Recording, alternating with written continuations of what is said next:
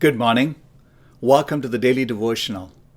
This week we've been looking at the heart of a pastor through Philippians chapter 1, verses 3 through 8.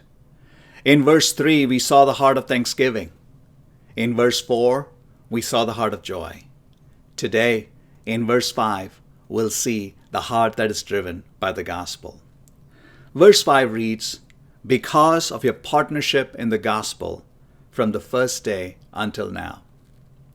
Paul is thankful for their fellowship in the gospel from the first day until now. The word for fellowship is the word koinonia, meaning to be in communion. It's a joint venture. It means to be in partnership. It means to share something in common with another person. Here in verse 5, Paul is thankful for their partnership in the gospel. The gospel becomes the true common denominator for true fellowship. And this is where believers, and this is why only believers can be in true, genuine fellowship. You cannot fellowship with an unbeliever. Why? Because unbelievers do not worship the same God you worship. This does not mean that you don't care for the unbelievers. This does not mean that you don't love them or that you abandon them. But you cannot be in a true partnership, in a koinonia fellowship with them, in the same manner you partner with believers in the church of God. In verse 5, I want to ask a question. How were the Philippians driven by the gospel? And let me give you 3 points.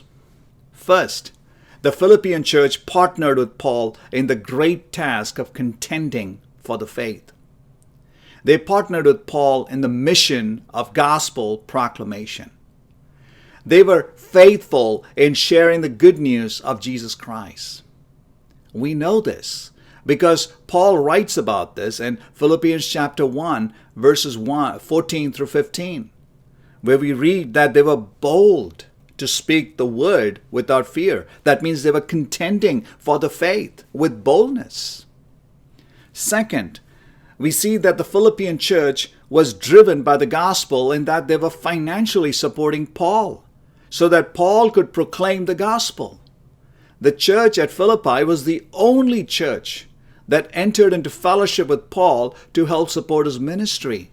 Third, we know that the Philippian church was gospel driven because they prayed for Paul while he was on his missionary journey. And while he was being imprisoned, they prayed for him. We read this in Philippians chapter 1, verse 19. Reads, "For I know that through your prayers and the help of the Spirit of Jesus, this will turn out for my deliverance." So you see, the Philippians were driven by the gospel. First, they were faithful in proclaiming the gospel. They were faithful bearers of the good news. Second, they provided financial aid and personal care. Third, their partnership involved praying for one another.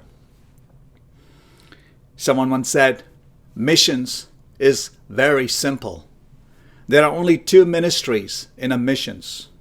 You are either called to go down into the well, or you are called to hold the rope for those that go down.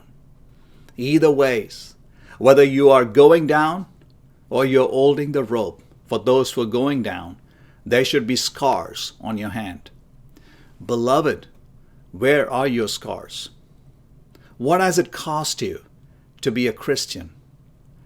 How are you gospel driven? Are you co-laboring by evangelizing the lost, and as a result, are you being persecuted? I'm not taking you on a guilt trip, but let me ask you a question. When was the last time you shared the gospel with someone?